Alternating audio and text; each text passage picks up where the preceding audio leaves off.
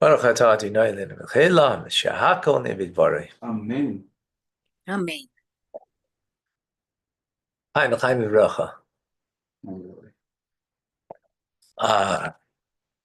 With Chodesh, new month, the month of Adar. Shenichnas Adar marbim misimcha, we have to increase in joy. We get to increase in joy. A new week, a new Torah portion. Lots happening. A lot is happening. So, we know from last week that we were commanded to build a sanctuary, a home for God, a portable temple. Have temple, will travel. Well,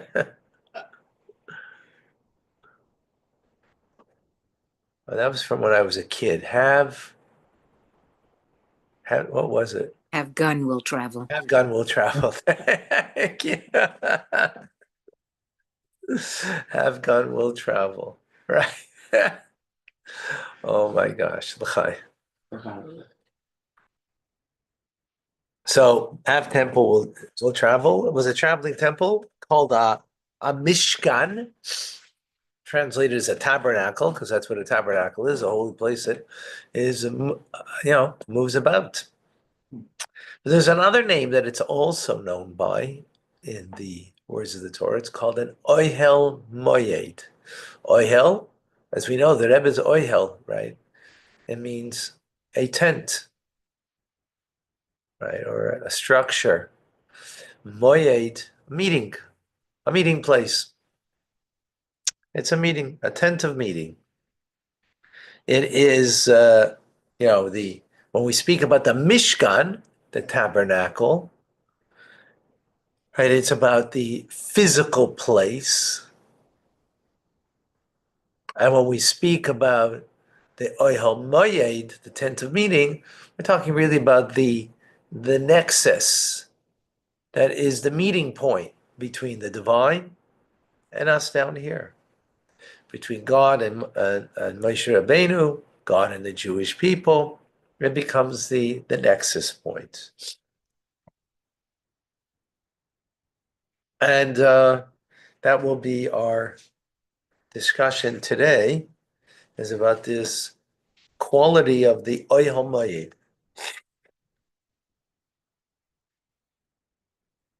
That the Rebbe will tease out for us, will bring out. Excuse me, I just got some sniffles, nothing much. Hopefully it doesn't develop into anything more, and then we're good to go.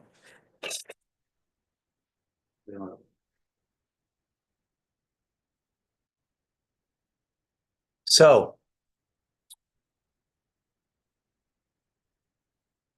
we will go into Rashi's commentary, as that's what we're doing, is taking apart Rashi to understand what he is coming to teach us on the verses of the Torah.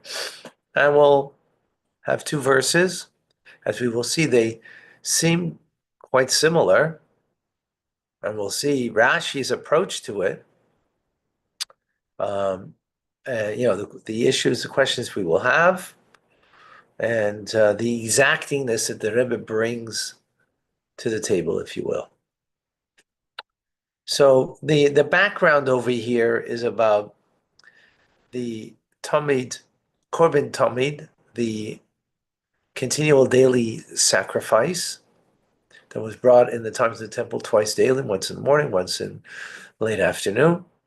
But that's not so important, the context in this instance, because again, we're going to go into a verse and a word that Rashi is coming to, or explanation of the verse that Rashi will give to us.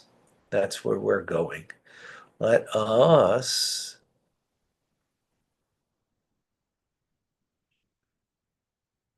share. Is that the best one? I don't know if that's the best one. Let's see if tell me if this is a better one.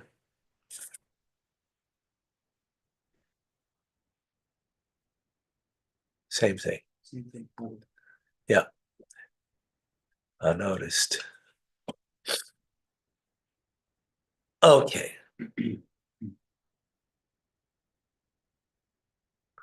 All right, here we go. Text from this week's Parsha.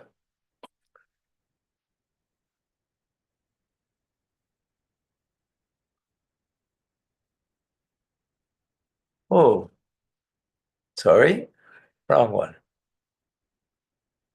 That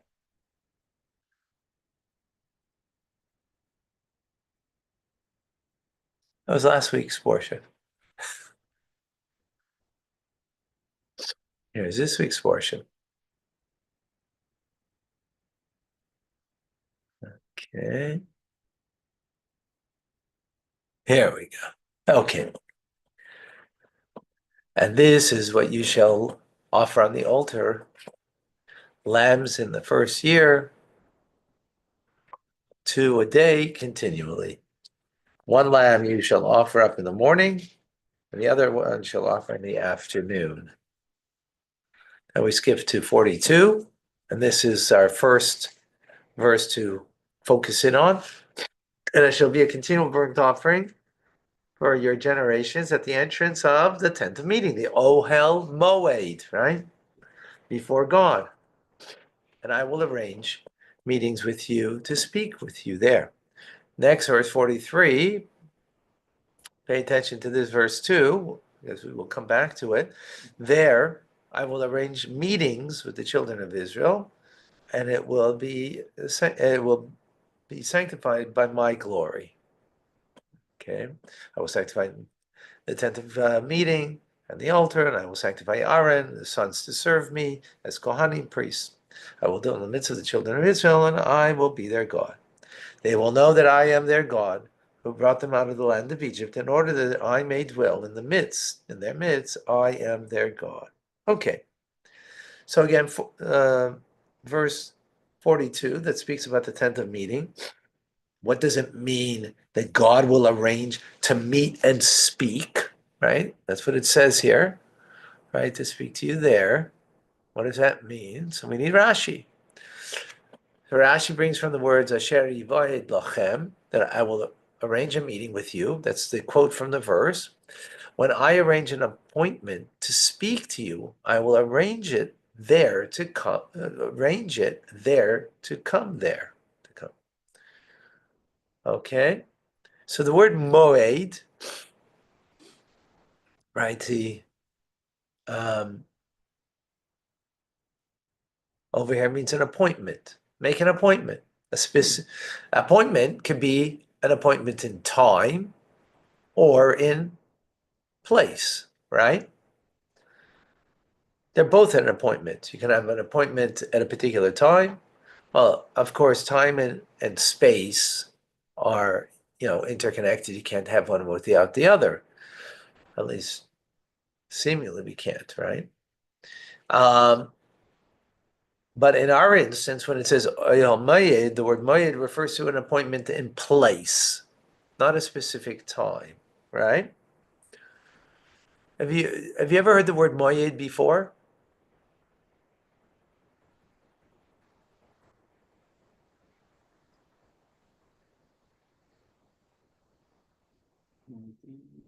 Moadim l'simcha. You ever heard that term? You ever heard the term moadim l'simcha, folks? Right, we call the holidays a moed, right? It's also an appointment.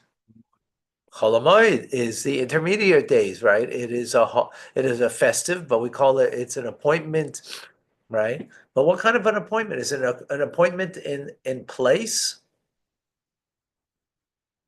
It's an appointment in time, exactly, right? So in the Torah, we have the word moed used for festivals because they're an appointment in time, right? Yeah, Pesach happened at a particular time, right? It's not about the place as much as it is the time. When we speak about the holiday, at least, right? In reference to the holiday. I mean, um, but here the word Oil Mayed is a reference to place. So far, so good, yeah? All right, now let's look at verse 43.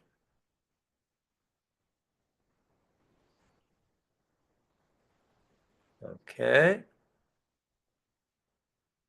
So verse 43. Hisham Livnei Israel. Says, and I will arrange a meeting there with the children of Israel. Right? Words are there, and they all made it. Right? What a rendezvous point. Right. But is it not saying the same thing as the previous verse? Right?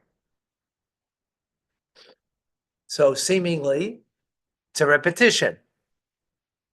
And if it's a repetition, then Rashi would of course, pick up on it and ask why. What is this verse teaching me that I don't know from the previous verse? And therefore need this verse, right? Well, let's see Rashi. Rashi quotes, and I will arrange a meeting there. I will gather with them to speak like a king who appoints a meeting place to talk with his subjects there. Okay. I mean, Rashi adds a little more, giving a metaphor of a king, right? Why he couldn't use it in the previous one, I'm not certain exactly, right? Because it's the same place. And Rashi's just saying the same idea. I will gather them, right? Like a king gathers his subjects to speak to them. So God's going to gather us. He's going to speak to us. Well, the same thing as the previous verse. So Rashi didn't seemingly pick up on the distinction and to explain to us the difference between them. He's actually adding and saying, really, it's the same thing. Okay, he's giving us about a metaphor of a king, but that's not giving us more understanding necessarily to, it's not giving us more understanding to the repetition of one verse and the second verse being repetitious. It's all like this verse is coming and saying, I have a metaphor for you over here.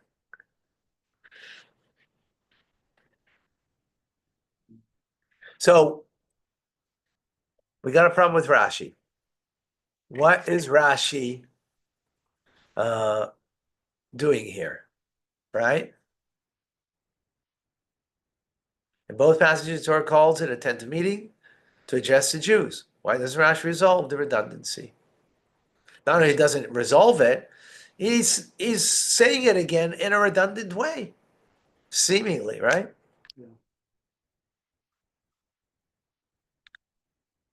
As always, we have to be very precise and exacting in Rashi's teachings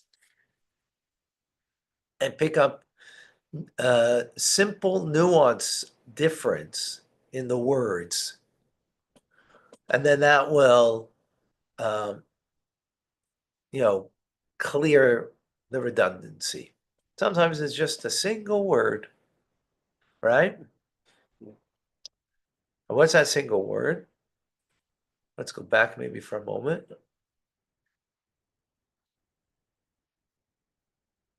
So in this verse, it says, arrange a meeting place to speak to you. Okay? Got that?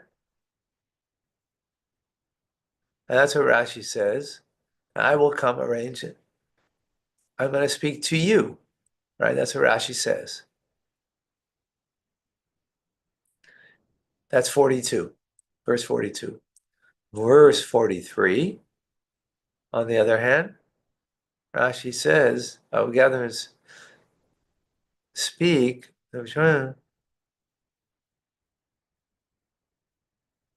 And I'm going to speak with you.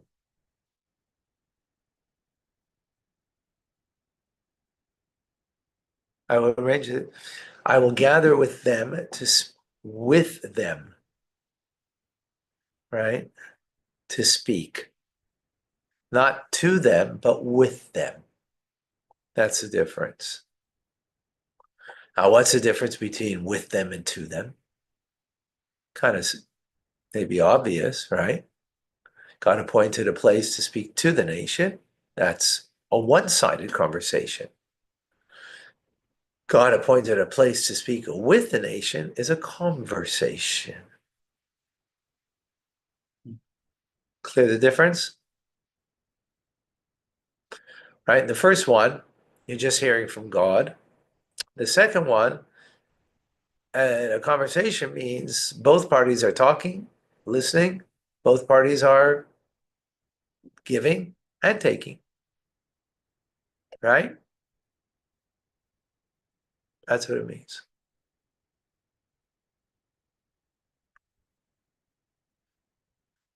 The Malbim, he explains this. When we speak with, it is a conversation.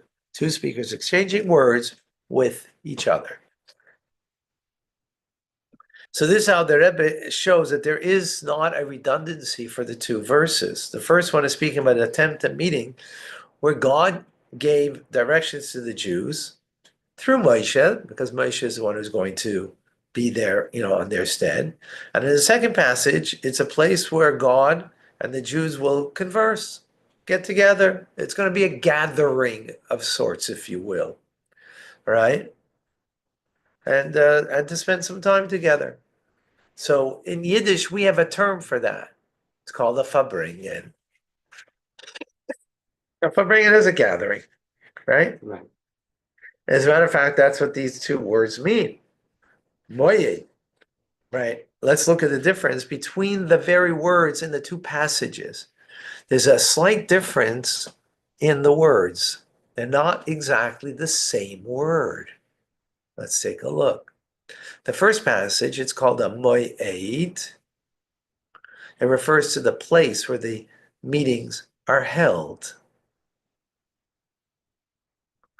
Second passage is also moed, but it refers to the event, the actual meeting, or the Farbrengen, if you will.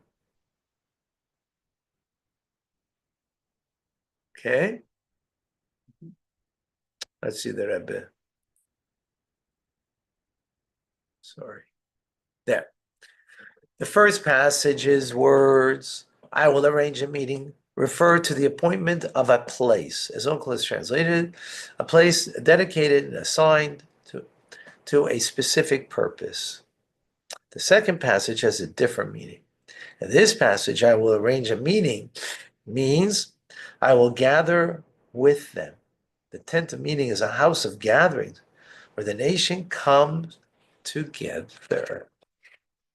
This means that the title tent of meeting, Oyel Mayed in Hebrew, right, has two meanings. An established, dedicated place where God spoke to Moshe, and B, a gathering house for the Jewish people. Very good. But how does Rashi know that the gathering is between the Jewish people and God for that Farbrengen? Maybe just between the Jewish people? And later on, we have the verse. It says, an entire nation will gather before you at the entrance of the tent of meeting. And Rashi there explains that it means I will gather with them. That God's going to gather with the entire nation to be together with them. In other words, it's a place where God comes to Farbrengen with the Jews, not just a place where the Jews come to Farbrengen with each other. As the Rebbe says.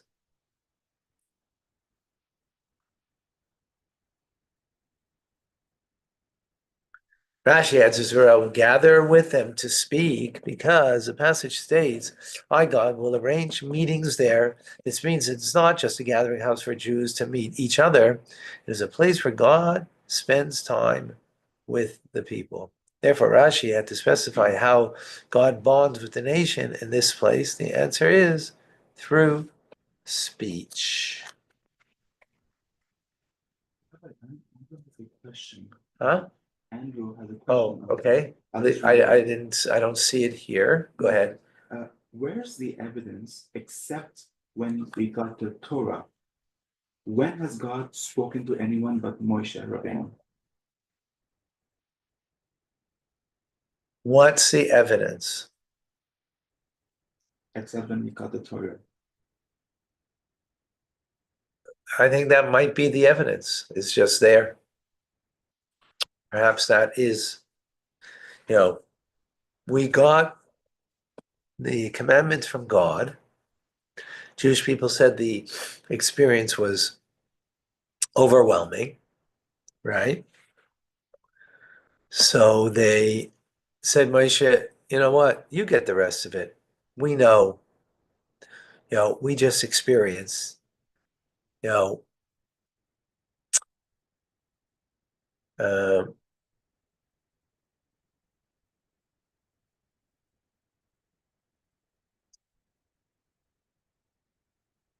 just briefly, two people can see the same experience and come away, a whole different, perspective and take on it, right? 100 people for sure. Here was 2.5 million people, and they all had the same experience about God coming and speaking to them and giving them, revealing to them the commandments. So that was sufficient proof, of God. And now that that Moshe is the man of God, and therefore that when God comes to him, God is speaking to him. And I think that was, the sufficient proof. Right. So what we have over here then is how the Jews and God would Farbrengen. They'd spend time and converse in the Oil Mayed. It wasn't just a place where God gave over to Moshe, this and this command or this and this duty and whatever else that was necessary. But it's one where God also conversed with us. So the Mishkan, the Oil Mayed, becomes this Farbrengen house for God and the Jewish people. And what does that mean exactly? How do we understand that?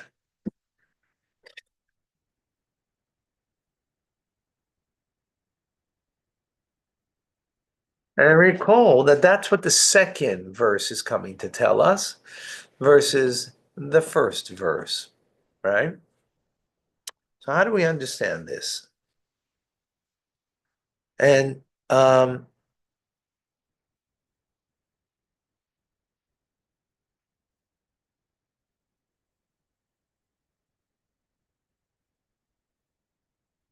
what is the distinction between then these two meeting places?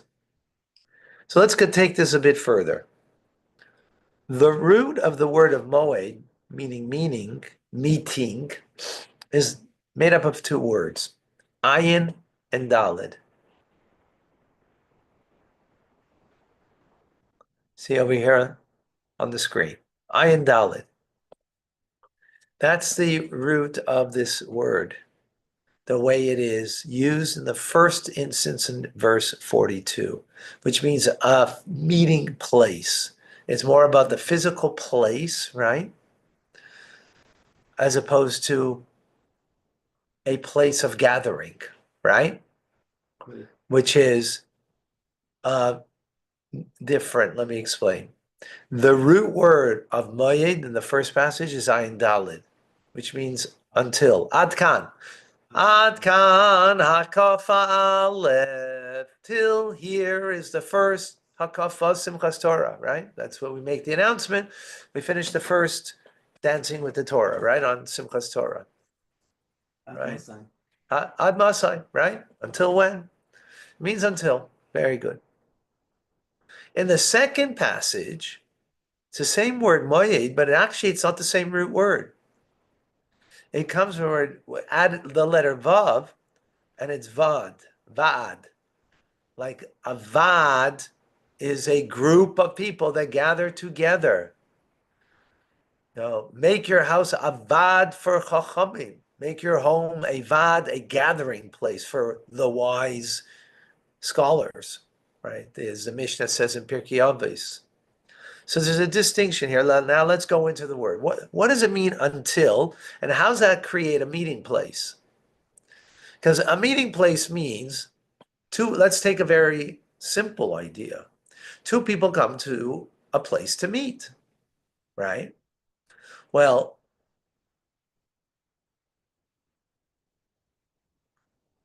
a meeting means each side approaches the other till a point, right? I have my space and you have your space, and we don't encroach on each other's space. That's a meeting place. I respect your space, you respect my space, and we meet together, right? Right. You train little kids who like to, smother their grandfather, their Zayda or Bubba, right? So the mother says, give them their space. In other words, you want to meet together, you want to come, well, okay, that might not be a good example because that might be more, we'll see. A meeting place is a place that needs to have its, what's the word? Boundaries for each It's party. boundaries, right? Thank you. That's the word. It's boundaries. So you're meeting in the Oval Office of the President of the United States. So there's a certain decorum, right? There's a certain until this far and not further. You cross that line, you've crossed the boundaries that are of that place, right? Yeah. So you're going to Buckingham Palace and the Queen is going to knight you. There's a decorum. How you walk, how you address, right? You don't address the Queen first. The Queen addresses you. Today it's a king, but I just know from from Shluchim Hasidim, Chabad Hasidim that were knighted, so right, you don't address first, you get addressed first by the Queen, right? There's a certain decorum, there's boundaries, there's limitation. Every meeting place has its appropriate setting, its appropriate boundaries until ad. That's the meeting place. Got it? Don't cross that line because then you're crossing the boundaries of what would be a healthy and productive meeting. It seems like, anyway, I won't go into the politics, but that's what we perceived last week, I think was, without getting into the politics of it, there's a protocol. That's the word I was looking for, right? There's a protocol. Every meeting place has its protocol. Right, some meetings might be much more relaxed, but the meeting place has the protocol, right? And don't cross that. Well, guess what? Guess where the greatest protocol would be and the greatest boundaries would be? A meeting with God. Now, the president in the Oval Office might think he is, God's great gift to humanity. We won't go into that, right? But in the end, two people come into the Oval Office or several people come into that meeting place, it's still one finite human with another finite human. But can you imagine a meeting place? You're coming to God, you're finite, and God's infinite. So of course there's a protocol. Of course there's boundaries. Of course there's an appropriate way that it needs to be approached. And don't cross that line, right?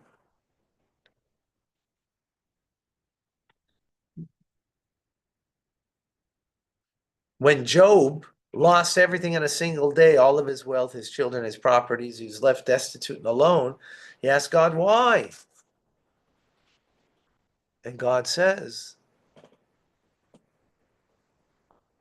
Ad poi, till here.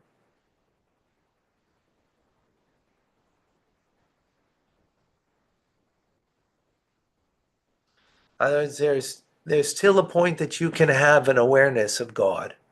At a certain point, it's beyond you, and you can't have, right? There are things that we understand, but until this point, we don't. So Job is asking why, and God's saying, you weren't there at the beginning of the universe when I created you, and don't understand, my ways, because God's ways are infinite. And therefore, till this point, don't cross this point. You're not going to be able to understand God's mysteries in the universe. Our limitations that leave us in the dark, leave us cold, left Job, right? Cold and destitute.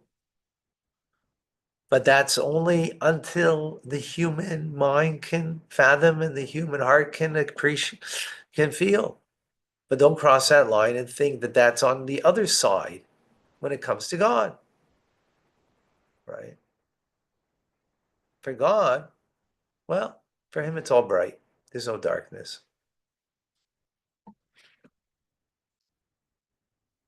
Is that clear? So therefore, we're finite. Therefore, when we come in this place of meeting, well, our minds are not going to grasp. And that's why it becomes a one-way conversation. God is telling us or telling Moshe what, what's it, what, is telling him whatever he's telling him. Because in the Oil Moed will be the ultimate boundary, the demarcation between the finite human being and the infinite God. And therefore, we're just listening to whatever God is saying. Right? Is that clear?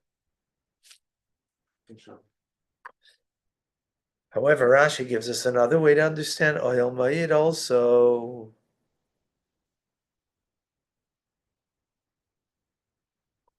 Right?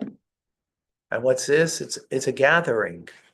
It's not so much about the protocol of the place, right? The demarcation that there is, until here, and no further, right? The boundaries, the appropriate boundaries, which are necessary, right? But it also becomes a gathering. Al Ma'id is not just a demarcating line, but a place of connection, where God and the Jews farbrengen, bridging the finite and the infinite. Ooh. Because remember, that's what vad means, a gathering. A gathering means you're sitting around the table together. There's a sort of, if you will, an equality, if you will. I don't know if equality would be the right word, but there is something there's an equalizer, right? You're all saying l'chaim. Everybody raise a cup, let's say l'chaim. There's an equalizer. L'chaim. L'chaim. No, everybody has their cup up. L'chaim, l'chaim to the bracha, right? Farbrengen.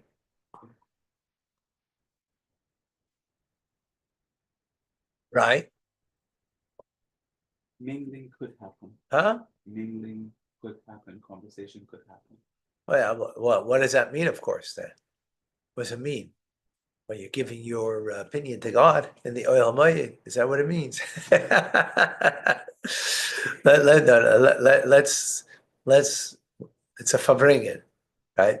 Farbrengen means that the boundaries have been broken. There's a gathering means a coming together.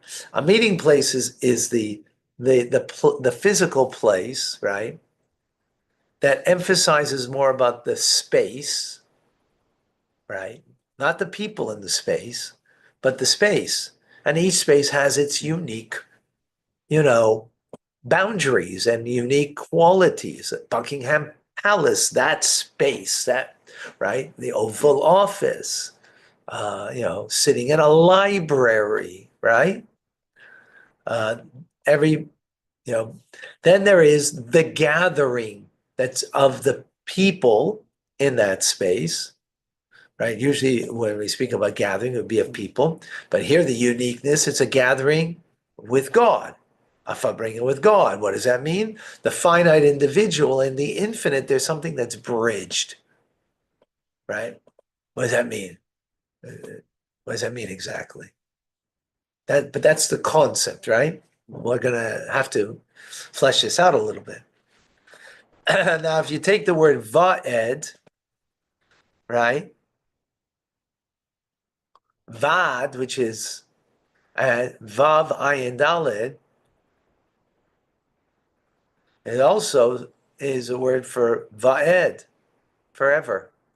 The olam va'ed, forever and ever, eternal, without limit.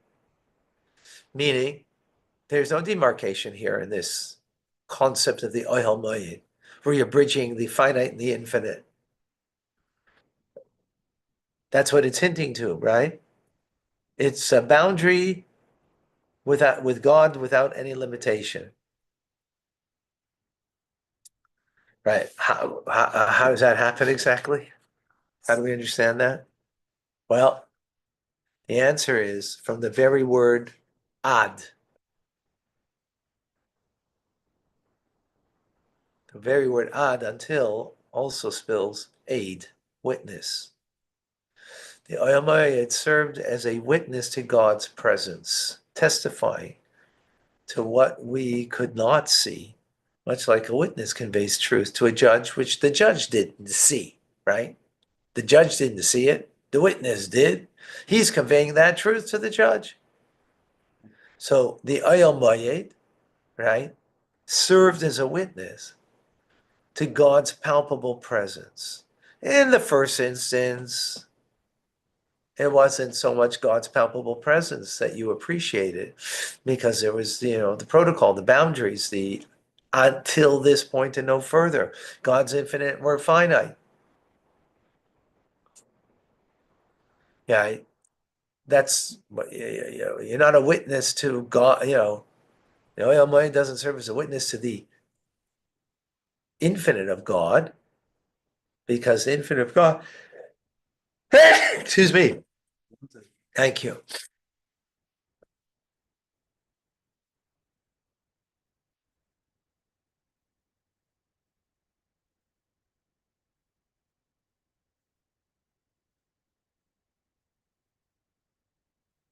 So what does this mean? Well, Talmud tells us. Rav Sheshes asked, the passage states that the priest will set up the candles outside the curtain of testimony. We learned last week in the Torah portion, Truma, does God require light? Did the Jews not travel 40 years in the desert to God's light? In the desert to God's light, right? God gave us light. God needs light. What are we making a menorah for him? Rather, the candles testify to all citizens of the world that the divine presence dwells among Israel. What is the nature of this testimony? Rav explained, it refers to the westernmost candle. It was filled with the same measure of oil as the others, yet it burned longer than the others. With it, the priest would kindle the other candles, and with it he would conclude. So a miracle happened, that there was enough oil. Actually, it's the beginning of this week's parsha. Right, we learned it this morning in Chumash Rashi. Right, Parshat Sava speaks about the menorah at the beginning. So they would fill it up with enough oil to last till the morning. But a miracle happened that the western light would continue throughout the day. From it, then the following evening, the Kohen would take the light from there and light the others, and then and that would show the miracle of God, the presence of God, the Shekhinah, the divine presence, is with the Jewish people. Right? In other words, what does that mean? It means that there was a sense of a palpable appreciation of God's presence. Was it that God became knowable now? No. Right? Is God now no longer unlimited? He's still unlimited. But he gave a sense of his presence that was palpable and real. In a sense, he crossed the line. in the first instance of the place of the Almighty, God's infinite, He's beyond, He's unknowable. We can't cross that line, right? And we can't cross that line. But in this instance, the meeting place, right? That it becomes the the the the menorah, for example, becomes a a palpable presence of God's miraculous um, presence in the world, right? It became palpable, became real, right?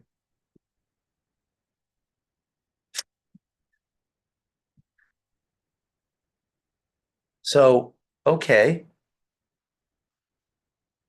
we said a Farbrengen is like you're sitting around the table and everybody's got a l'chaim. Okay, there's elder chassid has more to share than the young guy, right? He's learned more, he's got more experience in life. I mean, generally speaking. And so he may say more at the Farbrengen, but they're all there to share. What are we sharing? God's sharing his palpable presence. If it's a Farbrengen, right? We said it's a conversation. Okay, what's the conversation exactly? What does that mean? How do we understand and appreciate that?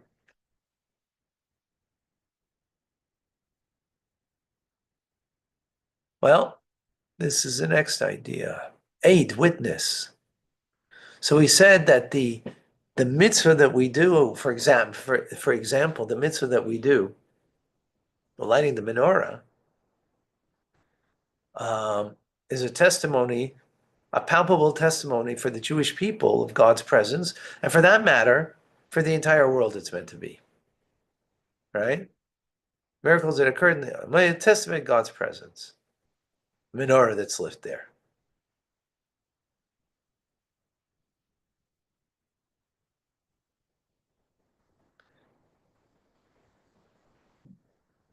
Second. So we have two things here. Dual dynamic in the holy house, right? On humility is the first thing. It's God's home. But he remained abstract, unknowable, requiring faith in his presence. He's beyond, right? There's a demarcation. There's a protocol in this place. God's talking. He's beyond, right? Then there is the sense of connection, as we just said, right? Farbrengen, the beauty of Farbrengen, there's a connection. Through daily miracles, one could develop a conviction and awareness of God's presence. That it bears testimony to God's presence in the world. Okay, where's my part? Well, Shema Yisrael Hashem Elokeinu Hashem Echad. If you look at the Sefer Torah, the ayin and the dalet are large letters. They spell aid, right? Well, what does that mean? As it says in Isaiah, the large letters ayin and dalet spell the word aid, witness. This alludes to the passage, and you are my witnesses, says God. Psh. The Jewish people are a testimony to God himself. They are what becomes the palpable reality of God's presence in this world, is the fact that there are a Jewish people and there is a Jew, single Jew and a collective Jewish people. We are a witness to God's presence. Now, on a simple level, on a historical level, we get that because there's no other nation that has survived what we have gone through. The last 2,000 years, being kicked out of over 100 countries with crusades, pogroms, holocausts, ghettos, and all the terrible things that Jews have gone through. right? And we're still here. That's a great testimony, right? That we are the testimony witness. We are God's witness of God. Not that God is the witness through, right, his miracles. Well, the ultimate miracle is the Jew, we ourselves. And that's what we give to the conversation over here. We give to the conversation that we say the Shema twice daily. We live the Shema throughout the day, right? That we are a witness. The fact that the Jewish people are here collectively doing the same mitzvahs that were done 3,300 years ago by Moses himself, right?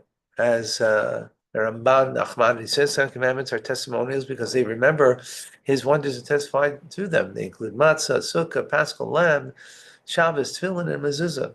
So we have mitzvahs that are called edus, come from the word aid. They're a testimony, right? They're a testimony to God, right? Yeah, matzah, well, that God took us out of Egypt. Sukkah, that he protected us in the desert. Paschal lamb is the firstborn, the 10th plague. Shabbos, that God is the creator of heaven and earth and rests on the seventh day.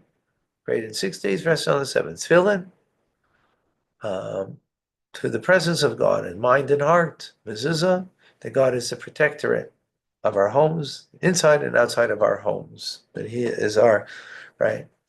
But what do we bring to the conversation here? We do the mitzvah, we create that reality. So we're part of the Farbrengen. It's one thing that God talks to us and tells us, right? And that's the first thing, is you have to have humility. You have to know your place. You have to have, God has to command us and give us, the call of the hour. That's the first idea of that place, of the Ohel Moed, is that God comes and, um, singularly, is conversing, because he's the infinite and we're the finite. We know our space, we know our place, and therefore we, in humility, just listen to what the command of the hour is. That's what Moshe did, and that's what we do through him and ourselves also. But then there's the other, that is a gathering. Gathering, when you say gathering, the emphasis is, you're all gathered around the table. You're all gathered in the home together. The emphasis is, on, if you will, an equality, so to speak, right? In a sense of equality. And there is an equality here, because God gives the command, but then we have to fulfill the command. Yeah. Very nice to give the command and to be the commander in chief, right? To be able to sit in the ultimate office, right? The ultimate office isn't oval. It's not oval, right? The ultimate office, and from there to command his general and command his troops. But then we bring to the table. We might be just a simple foot soldier, but being a foot soldier and putting on the tefillin, giving the tzedakah, um, you know, eating the matzah, whatever it is, a mitzvah that we do, that bears a witness through us. We bear witness through us of the authenticity of the Jewish people, the authenticity of ourselves, because we're being true to ourselves, and the authenticity of the eternal Jewish people that comes from an eternal God, of course. That's very powerful.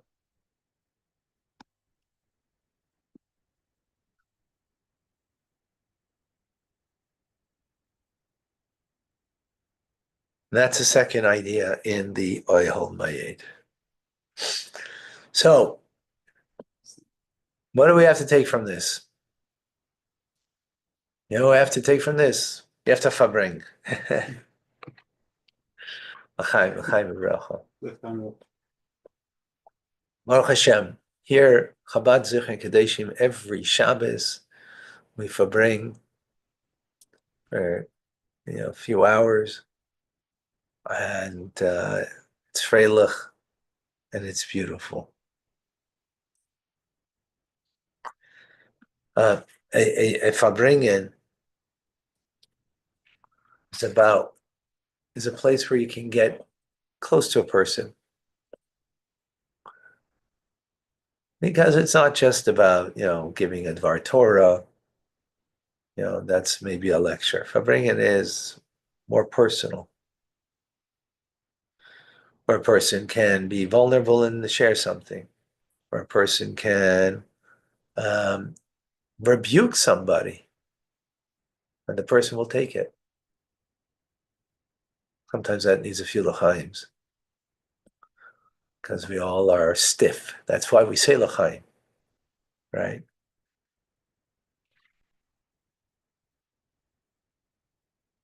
L'chaim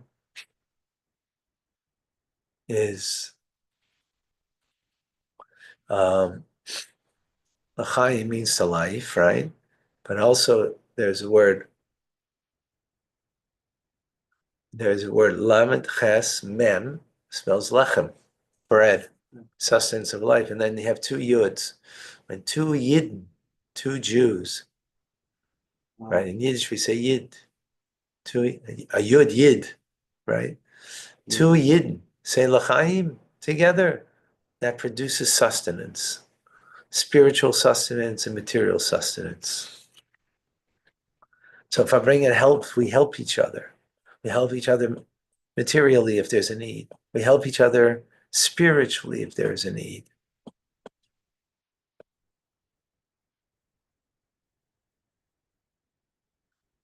And we just had a few weeks ago at a Farbrengen, and we had the yeshiva students here, 14, 15-year-old boys. And we're Farbrengen till Mariv, till from 1 o'clock till 6 o'clock, or past 6 o'clock, Farbrengen. It was beautiful. One of the yeshiva students, asking like personal questions about in the service of God. 14-year-old, 15-year-old, right? That's their concern. Is how can I implement this in the service of God? That's a real gathering. That's a real coming together. That's where barriers are broken down. And he was young enough to be my grandson, right? Yeah, my grandchildren are actually older than him even. But it's true, he was asking the question and I was giving an answer. Okay. But there was a question and an answer, another question, and it was a back and forth, right? You're in Buckingham Palace or the Oval Office, keep to the protocol, right? Keep to the protocol, because that's what that space is about.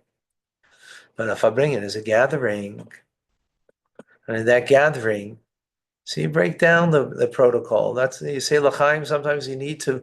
So that's why we say l'chaim, because you need to break down your protocol.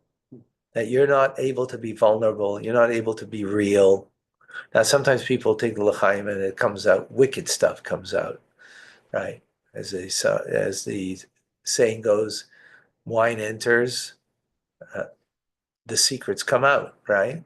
So if the secret is that you really want to be a better person, so that secret will come out. If the secret is that you're really, not authentic, and inside, you do things that are not good. So then that's going to come out. That's not a good or a healthy thing, obviously, right? But a Hasidic Farbrengen is with love, with unity, with joy, and so much can be accomplished, much more than what we do in learning. Right here, we're learning; it's beautiful. But what can be happen at because here this is intellectual. I hope, right? Because here we're learn to grasp. But if I bring in, there's the intellectual aspect of it. There's the emotional, right? And the emotional with camaraderie, with love, with devotion for each other, care for each other. That's what a Farbrengen is. And that's why it's also done with eating and drinking, because eating and drinking creates camaraderie, as it says in Jewish law. And as every, you know, woman knows that the way to a man's heart is through his stomach, right? So for bringing, we need all of that element, that it should be part of, if you will, real life.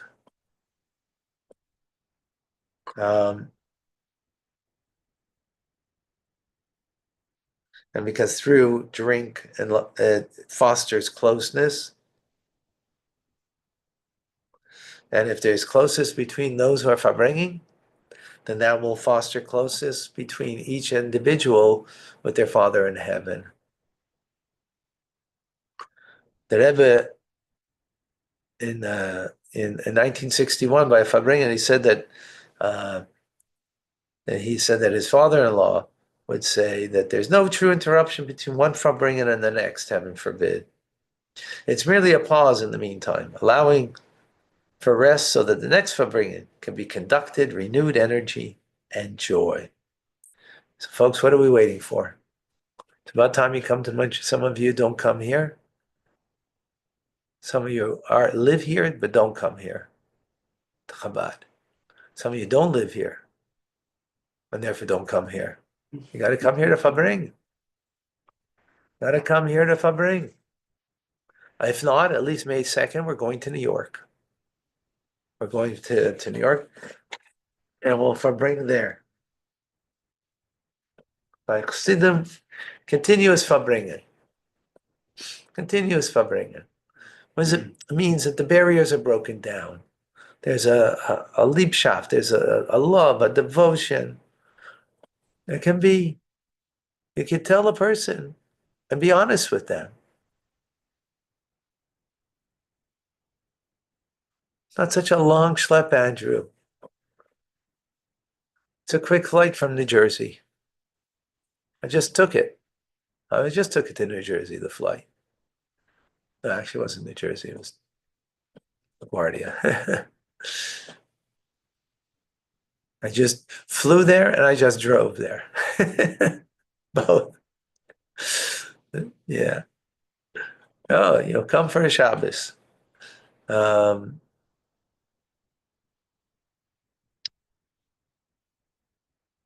As the old saying goes, that if a bringer can accomplish that which Malach Mechol can't accomplish, the angel Mechol can't accomplish. It's a beautiful story that's told of a chassid that went to his Rebbe, and as he entered the court, his Rebbe saw him,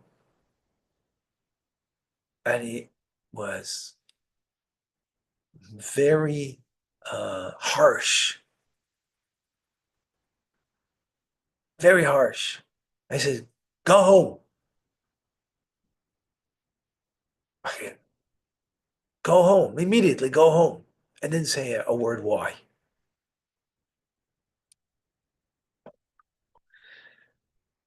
He felt very despondent, of course. And the Rebbe says, go. So he went home. He stayed over at an inn.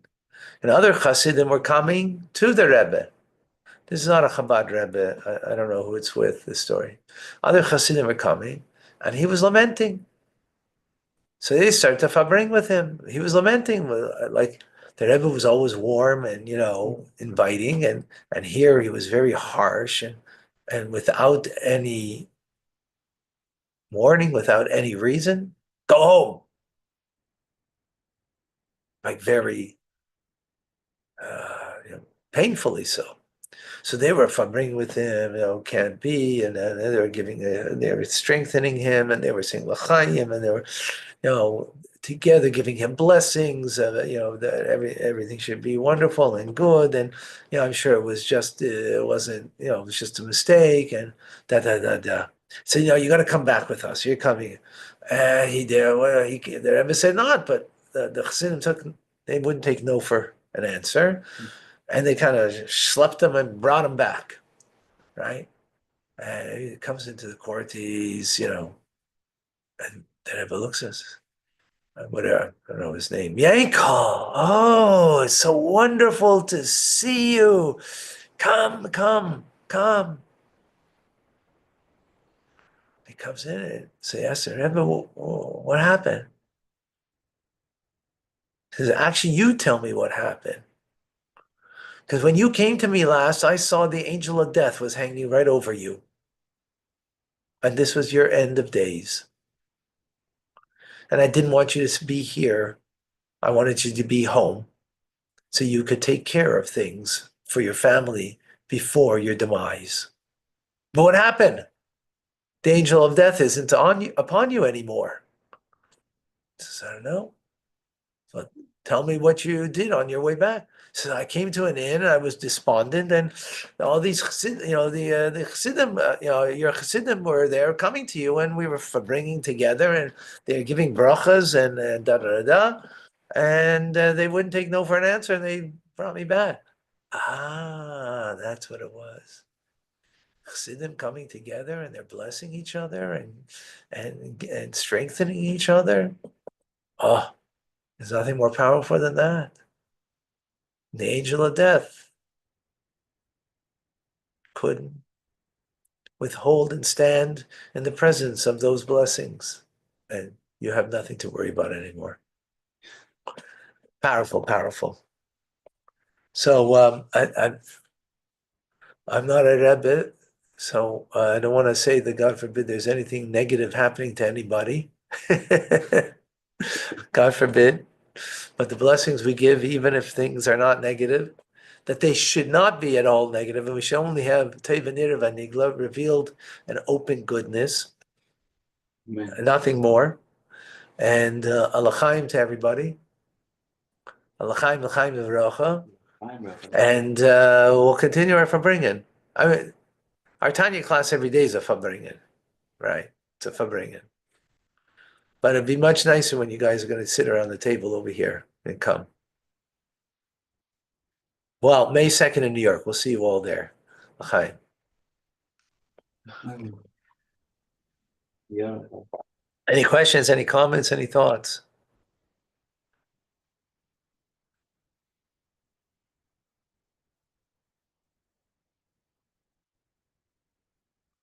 All right.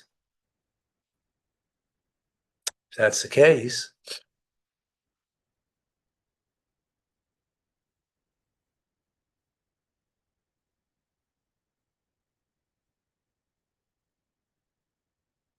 all right. I just realized maybe online. You don't see the difference in the spelling.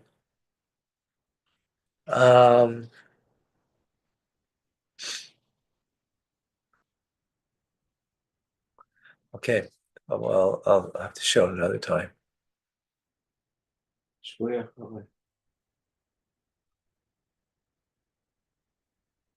All right. Beautiful. All right. Good Good Chodesh should be only besimcha.